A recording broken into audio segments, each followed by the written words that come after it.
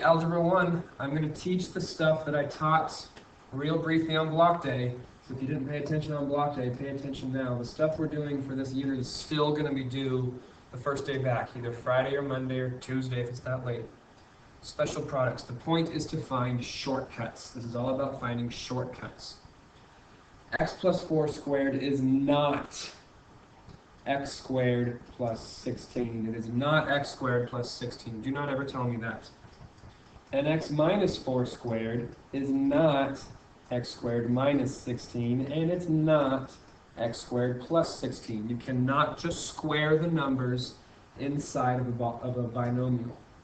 If I had this, that squared is that. Yes, that happens. But that's because that's a monomial. It's a single term. When you have a binomial, you have to actually do some distribution. This is where you all say FOIL.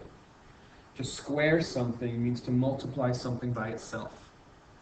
So x times x is x squared. X times 4 is 4x. 4 times x is 4x. And 4 times 4 is 16. It becomes x squared plus 8x plus 16.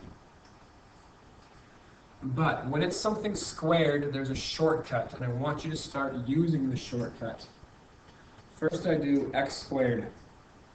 Then I do x times 3 times 2, which is 6x. Then I do 3 squared, which is 9. You do x squared plus 6x plus 9, and that's the solution. You can always follow this shortcut when you're squaring something. 3x squared becomes 9x squared. 3x times 5 times 2 is 15x plus 2, which is 30x. And 5 squared is 25. That's the answer. That's the shortcut. Do it that way. I'm going to move on. Whenever you have something plus something else squared, whenever you have this format, it's going to multiply to a squared plus 2ab plus b squared. So a and b can stand for anything. Like if I had 3x plus 4 squared. Well, it's like this is a and this is b. And 3x squared becomes 9x squared. 3x times 4 times 2, 3x times 4 times 2 is 24x. And then 4 squared is 16. It's a beautiful thing. I want you to do this quickly without showing any work. That's the goal. So here's two more quick little examples. This is going to become 4x squared plus 12x plus 9. This is going to become 25x squared. And 5x times 2y is 10xy times 2 is 20xy. And then 2y squared becomes 4y squared. You good there? Awesome. If you're not, if that was too fast, pause it, go back, watch it again. Watch it slower. If you hear me say the same thing over and over, you can control the pace of the video. What happens if there's a minus? If there's a minus, it's not any different. I'm still going to follow the same steps. X squared is x squared. X times negative 4 times 2 is negative 8x. Negative 4 squared is positive 16. The outer numbers are always positive. The middle number is always negative. That's if there's a minus in between. 4x squared minus 40x plus 100.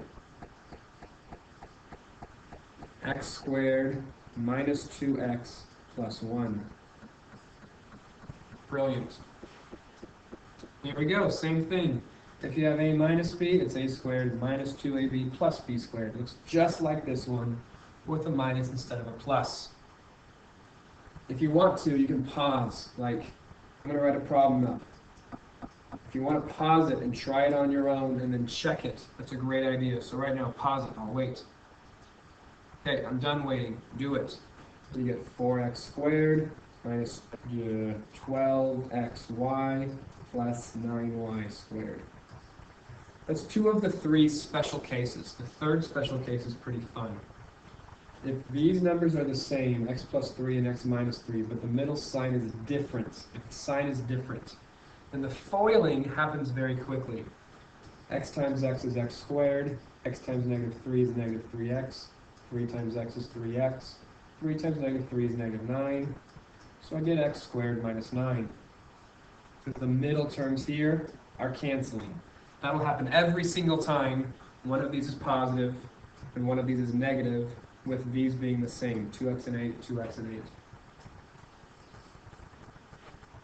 So we'll do this one quickly. And again, if you want to pause it and try it on your own, that's a good idea.